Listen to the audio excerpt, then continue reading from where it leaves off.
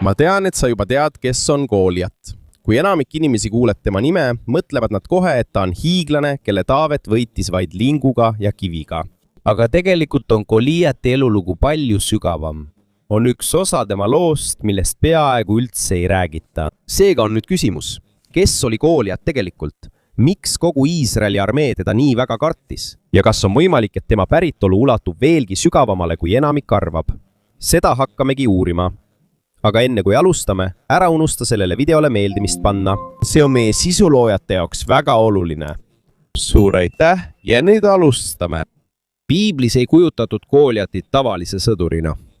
Ta oli hirmu, surve ja näiliselt võimatu vastase sümbol. Esimese Saamueli raamatu järgi oli ta pärit Gatist, ühest tähtsamast vilistite linnast. Vilistid olid tol ajal Iisraeli pikaajalised vaenlased. Nad olid võimas rühm, tuntud oma arenenud relvade ja tugevate sõdalaste poolest. Kuid isegi omaenda armees oli Goliat eriline. Teda kirjeldati kui erakordselt suurt võrreldes tolle aja tavaliste inimestega.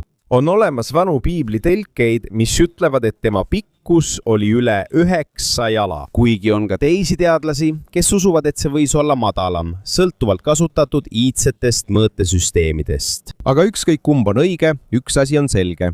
Ta oli tavalise sõduri kõrval tohutult suur.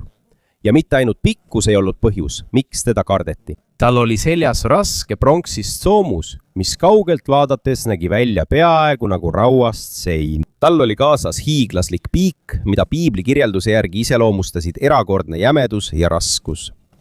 Tal oli isegi oma kilbikandja, kes tema ees kõndis. Ta oli nagu liikuv kindlus lahinguväljal.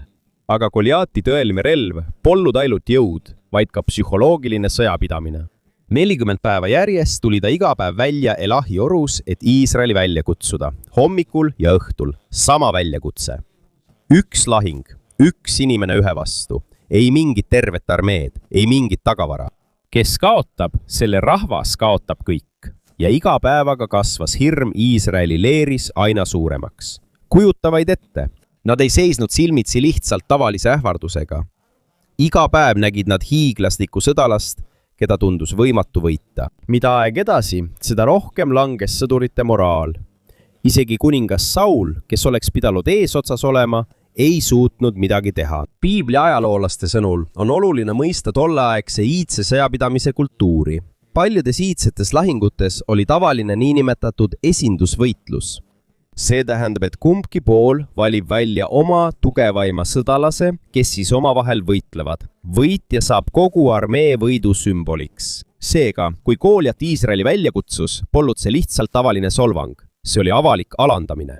Ja mida kauem keegi tema väljakutsele ei vasta, seda enam näitab see, et ta kontrollib olukorda isegi enne, kui tegelik sõda algab.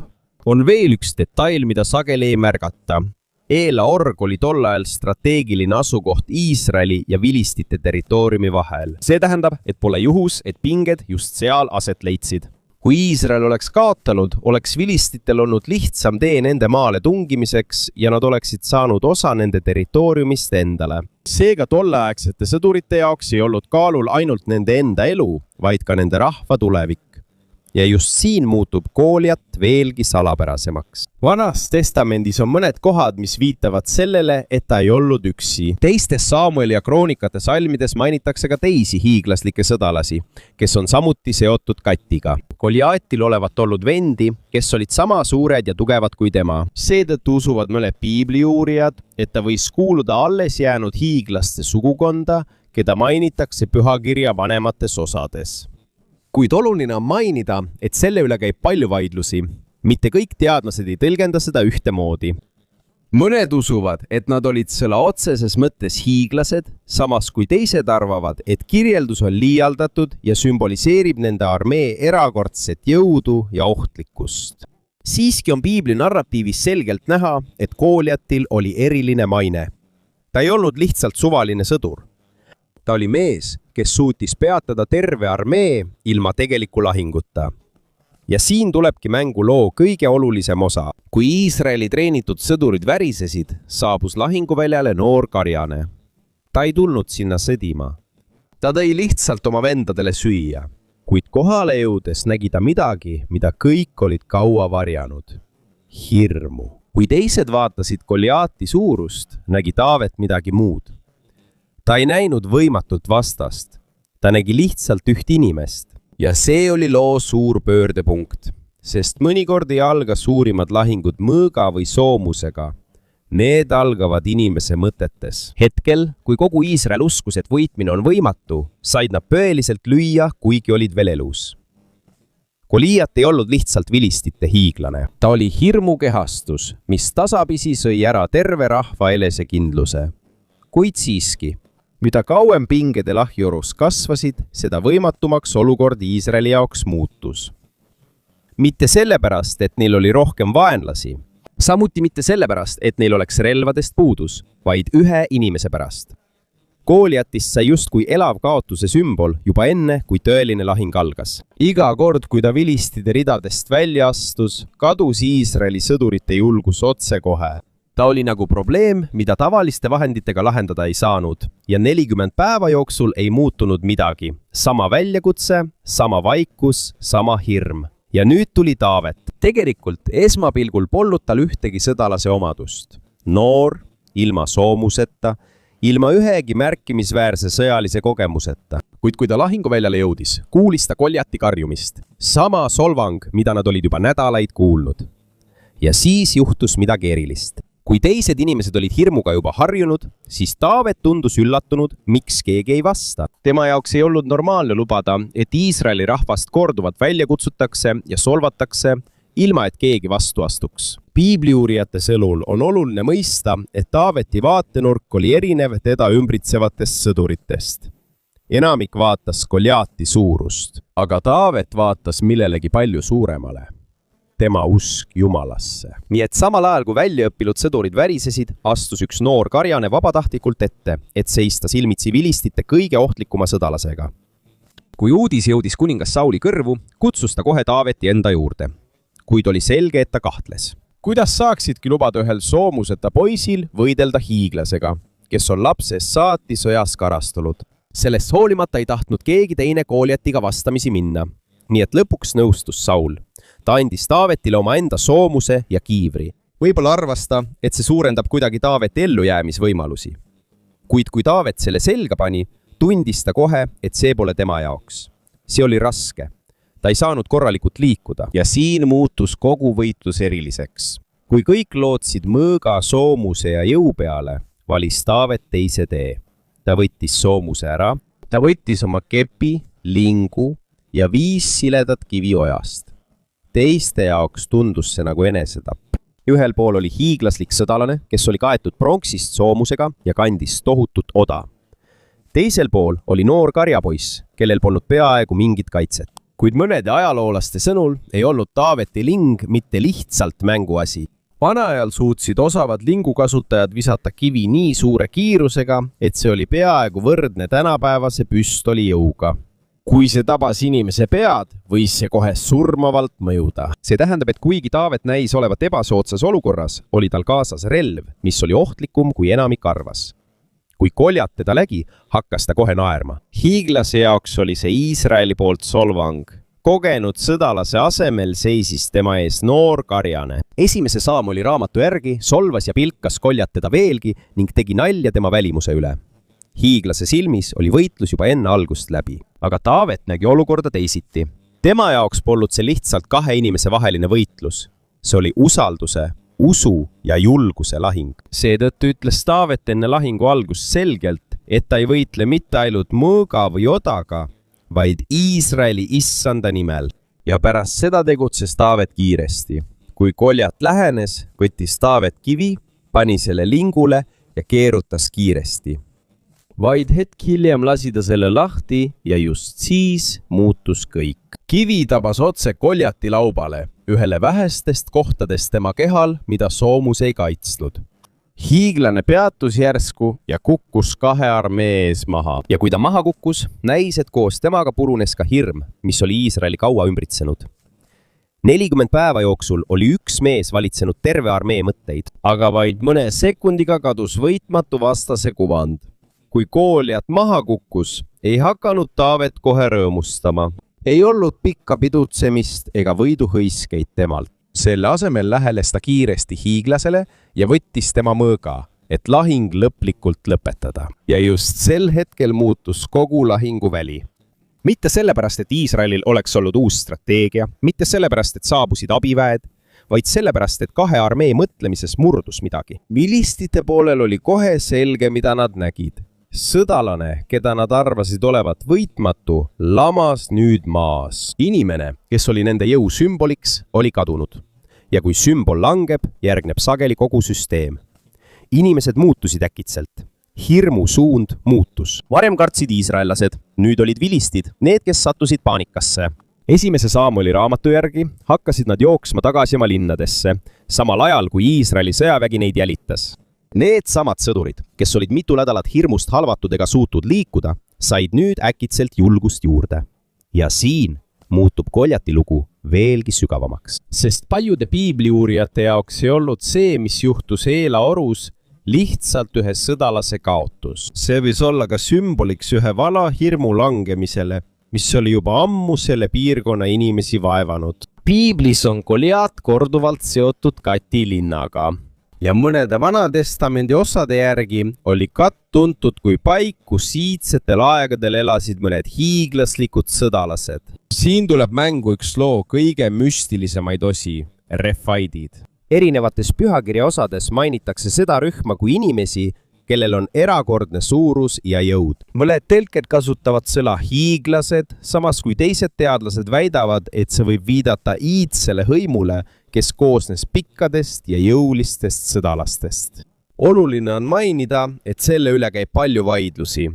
Siiani pole ajaloolaste ja teoloogide tõlgendused ühesugused. Mõned võtavad hiiglasi sõna-sõnalt, samas kui teised usuvad, et see on osa iidsete tekstide sümboolsest keelest.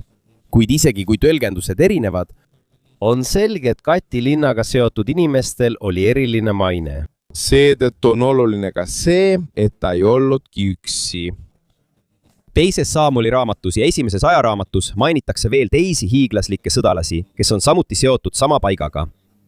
Üks neist on Lahmi, keda mõnedes tõlgetes nimetatakse on olemas ka sõdalane nimega Išpibenop, kes võitles Taavetiga ühes teises lahingus mitu aastat hiljem. Ning on veel üks kummaline detail, mis sageli üllatab paljusid piiblilugejaid. Ühte neist sõdalastest kirjeldatakse nii, et tal oli 6 sõrme kummalgi käel ja 6 varvast kummalgi jalal. Kaasaegsel ajal on olemas meditsiiniline seisund nimega polüdaktüülia, mille puhul inimesel on lisasõrmed või varbad. Seetõttu arvavad mõned ajaloolased, et see võis olla tõeline füüsiline seisund, mitte lihtsalt legend. Aga pühakirjade narratiivis näib, et neid detaile kasutatakse selleks, et näidata, kui erilised olid need sõdalased võrreldes tolle aja tavaliste inimestega. Ja kui kõik need detailid kokku panna, muutub Taaveti ja Goljati võitluse tähendus veelgi suuremaks. See pole enam lihtsalt väikese ja suure vastasseisu lugu. Paljudele piibli uurijatele on see pöördepunkt, kus hiiglaslike sõdalaste mõju, kes on kaua hirmu külvanud, hakkab tasapisi kaduma. Ja võib-olla on see põhjus, miks inimeste huvi Goljati loo vastu elab tänaseni edasi, hoolimata kõigest. Mida rohkem inimesed Goljati lugu uurivad, seda selgemaks saab, et ta ei ole lihtsalt üksik tegelane piiblis. Ta näib olevat osa pikemast ajaloost, mis räägib lahingutest Iisraeli ja hiiglaslike sõdalaste vahel, kes korduvalt ilmuvad Vanatestamendis. Ja siin muutub küsimus veelgi olulisemaks. Tegelikult pole ta ainulaadne. Aga mis siis, kui ta on lihtsalt üks viimastest liikmetest ühest vanemast sõdalaste rassist, keda erinevad rahvad on juba ammu kartnud? Erinevates pühakirja osades mainitakse korduvalt ripaime, mõnes tõlkes nimetatakse neid hiiglasteks. Kuid paljude ajaloolaste ja teoloogide sõnul pole endiselt täiesti selge, kas nad olid sõna otseses mõttes hiiglased või lihtsalt iidne pikkade ja metsikute sõdalaste klass. Sellegipoolest on üks asi, mis nendes tekstides korduvalt esile kerkib. Nad olid erilised. Sageli seostatakse neid ränkade sõdade, raskete territooriumide ja sõdalastega, kelle võimed näivad ületavat tavalise inimese piire. Ja kuna Goljat oli seotud Gati linnaga, usuvad paljud piibliuurijad, et ta kuulus nende alles jäänud hiiglaslike sõdalaste hulka. Seetõttu ei ole mõne pühakirja uurija jaoks Taaveti ja Goliati võitlus lihtsalt lugu outsiderist, kes võidab. See võib samuti olla sümboliks pikaajalise hirmu lõppemisele, mida hiiglaslikud sõdalasklaanid piirkonnas põhjustasid. Ja on veel üks detail, mida sageli ei märgata. Goliati enda nimi. Siiani ei ole ühtset tõlgendust selle tõelise tähenduse kohta. On olemas mõned iidsed tõlgendused, mis väidavad, et see võib olla seotud sõnadega, mis viitavad nõidusele, loitsudele või vaimsetele praktikatele. Aga oluline on öelda, et see ei ole nii. Universally accepted interpretation. Paljud teadlased ütlevad, et pole piisavalt tõendeid, et kindlalt väita, et see on tema nime tegelik tähendus. Aga isegi kui täpne tähendus pole kindel, on piiblis selgelt näha, et Goliatil oli sügav seos vilistite uskumustega. Kui ta seisis silmitsi Taavetiga, ei olnud ta lihtsalt sõdalasena hooplemas. Esimese Saamuli raamatu järgi needis ta Taavetit oma jumalate nimel. See tähendab tema jaoks, et see pole lihtsalt tavaline asi. See oli ka vaimne vastasseis kahe erineva usu ja kultuuri vahel. Ja siin muutub kogu stseen veelgi sümboolsemaks. Ühel pool on Goliat, kaetud pronksist soomusega, käes suur mõõk ja teda toetab vilistite sõjaline jõud. Teisel pool on Taavet, kellel pole soomust ega mainet, kuid tal on tugev usk. Isegi Goliati mõõk sai legendi osaks. Mõnes juudi traditsioonis ja rabide kommentaarides kirjeldatakse seda sageli kui hiiglase võimu ja üleoleku sümbolit. Seega, kui Taavet kasutas Goliati enda mõõka, et lahing lõpetada, oli see mõne jaoks ka sümboliks kaua kardetud võimu langemisele. Aga võib-olla selle arutelu kõige salapärasem osa on hiiglaste seos Geneesi vanema osaga. Siin tuleb mängu üks piibli uuringute kõige vaieldavamaid teemasid, nefilimid. Esimese Moosese raamatu 6. peatükis on lühike, kuid väga salapärane lõik olenditest, keda nimetatakse nefilimideks, enne suurt veeuputust. Sajandite jooksul on selle kohta tekkinud erinevaid tõlgendusi. Mõned iidsed juudi traditsioonid väidavad, et nad on seotud Jumala poegade ja inimnaistega. Teised teadlased usuvad, et see on vaid sümboolne keel, millega kirjeldati muistseid korrumpeerunud valitsejaid või vägivaldseid sõdalasrühmi. Ja on oluline sellest aru saada. Selle lõigu täpse tõlgenduse osas puudub üldine üksmeel. Siiani vaidlevad selle üle teoloogid, ajaloolased ja piiblieksperdid. Kuid üks asi on kindel. Piibel mainib korduvalt erakordse suuruse ja jõuga inimesi nii enne kui ka pärast veeuputuse lugusid. Ja mõne teadlase arvates võivad refaimid olla nende iidsete lugude viimased jäljed. Kui see on tõsi, isegi osaliselt, sest on võimalik, et ta ei olnud lihtsalt tavaline vilistite sõdalane, vaid ka sümbol palju vanemast mälestusest, mis on iidse Lähis-Ida lugudes juba ammu ringelnud. Ja siin tulebki mängu üks tema kõige vastuolulisemaid detaile, tema tegelik pikkus. Vanas testamendis traditsioonilises Masoreedi tekstis kirjeldatakse Goliatit kui 6 küünra ja vaksa pikkust, mis tänapäevases mõõdus teeb üle 9 jala ehk ligi 3 meetrit pikk. Kuid mõned ajaloolaste ja uurijate sõnul, kes on uurinud Surnumere käsikirju, on olemas vanem käsikiri, mis ütleb, et tema pikkus oli vaid 4 küünart ja vaks, mis on umbes 2 meetrit ehk umbes 6,5 jalga. Ning see on tänapäevani suur vaidlus piibli uuringutes. Kui Masoreedi tekst oli õige, siis oli Goliat sõna otseses mõttes peaaegu hiiglane võrreldes tolleaegse tavalise inimesega. Aga kui Surnumere käsikirjade versioon on täpsem, siis oli ta ikkagi oma aja kohta väga pikk. Aga ta polnud nii suur, nagu me tihti filmides ja maalidel näeme. Ja võib-olla just sellepärast pole arutelu tema üle siiani vaibunud. Ja siin muutub ka arutelu Goliati üle eriti keeruliseks, sest isegi lihtne detail nagu tema pikkus polegi nii lihtne. Vanas maailmas polnud ühtset mõõtesüsteemi nagu tänapäeval. Küünra pikkus võis sõltuvalt kultuurist, ajastust ja kohast erineda. Tavaliselt oli heebrea küünar umbes 52–54 sentimeetrit. Seega, kui kasutada Masoreedi teksti traditsioonilist mõõtu, võis Goliat olla üle 3 meetri pikk. Inimene, kes nägi lahinguväljal peaaegu nagu koletis välja. Nüüd kujuta seda ette päris olukorras. Hiiglaslik sõdalane, kellel on seljas väga raske pronksist soomus. Tal käes suur oda ja teda on kaugelt näha. Ta ei pea kohe tormama. hirmutamiseks mõnikord piisab tema kohalolust, et vastane kaotaks julguse. ja võib-olla on see tõeline põhjus, miks keegi ei võidelnud temaga 40 päeva jooksul. enne kui Taaveti kivi tema otsa esisele tabas, oli Koljat juba ammu teistmoodi võitnud. Inimeste mõtetes. Hirmus, usus, et teda on võimatu võita, aga ükskõik kui tugev ta ka poleks, ükskõik kui raske tema soomus või kui hirmuäratav tema maine, ta langes ikkagi. ja siin tulebki mängu kogu loo kõige olulisem osa. Sest sajandite möödudes ei vaadatud Taaveti ja Goljati võitlust enam lihtsalt kui ajaloolist sündmust. See muutus järk-järgult sümboliks millelegi palju sügavamale. Väike võitleb suurega. Tavaline inimene seisab silmitsi näiliselt võimatu vastasega. Usk seisab silmitsi hirmuga. Kuid enne seda on veel üks suur vaidlus, mida piibli asjatundjad siiani arutavad. Kui pikk oli tegelikult Goljat? Masoreedi tekstis, mis on olnud aluseks paljudele kaasaegsetele piiblitelgetele, nagu King Jamesi versioon, on kirjas, et Goljat oli 6 küünart ja vaks pikk. Kui see teisendada iidsete heebrea mõõtühikute järgi, ulatub see peaaegu 3,5 meetrini.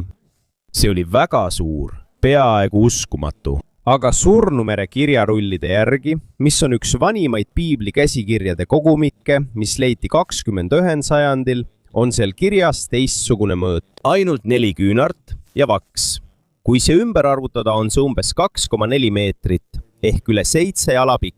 Ja siin jagunesid teadlaste arvamused veelgi rohkem.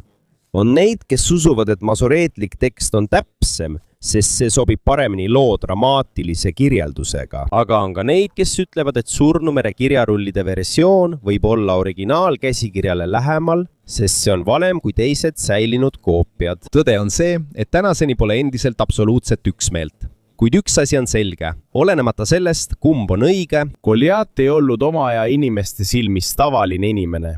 Ja hirmuäratav polnud ainult tema pikkus. Piibli järgi kaalus tema prontsist soomus umbes 5000 seeklit. Kui see tänapäevasesse kaalumõõdustikku ümber arvutada, on see umbes 60 kilogrammi või rohkemgi. Ja see oli ainult soomus. Kujuta ette, et sa suudad kiiresti liikuda, kandes nii rasket varustust. See näitab lihtsalt, et Goljat ei olnud lihtsalt pikk. Ta oli sõjas kogenud, harjunud raskete relvadega, harjunud otsevõitlusega. Ja kui sa lisad sellele veel teised hiiglaslikud sõdalased, keda mainitakse teises Saamueli raamatus ja ajaraamatutes, muutub müsteerium veelgi suuremaks. Sest on võimalik, et ta polnudki neist veigist kõige tugevam, vaid lihtsalt kõige kuulsam. Ja võib-olla on see põhjus, miks inimeste huvi tema loo vastu pole vaibunud. Isegi tuhandete aastate möödudes. Sest lõpuks pole see lugu tegelikult ainult Goljati täpsest tikkusest. See pole ka tema soomuse kaalust ega sellest, kui suur oli tema mõõk. See, mis tegelikult ajalukku jäi, oli tema langemise tähendus. Sest 2 armee ees oli üks noor karjane, kes otsustas mitte alluda hirmule, mis oli kõiki juba ammu valitsenud. Ja sellest ajast peale sai Goljatis sümbol kõigele sellele, millega inimesel näib võimatu silmitsi seista. Mõnikord probleem, mõnikord hirm, mõnikord rõhumine, mõnikord olukord, mis tundub lootusetu. Taavetist sai aga usu, julguse ja usalduse sümbol Jumala vastu, isegi siis, kui võitluse tulemus polnud kindel. Võib-olla sellepärast pole nende lugu siiani kadunud. Sest kuigi ajad muutuvad, on igal inimesel ikka oma Goljat. On lahinguid, mis tunduvad liiga suured, probleemid, mis näivad võimatud ületada, olukorrad, mis panevad sind tundma väiksena ja nõrgana. Ja võib-olla just sellepärast uuritakse Goljati müsteeriumi siiani edasi. Mitte ainult tema suuruse või päritolu pärast, vaid ka seetõttu, et tema lugu peegeldab neid lahinguid, millega inimesed silmitsi seisavad ka tänapäeval.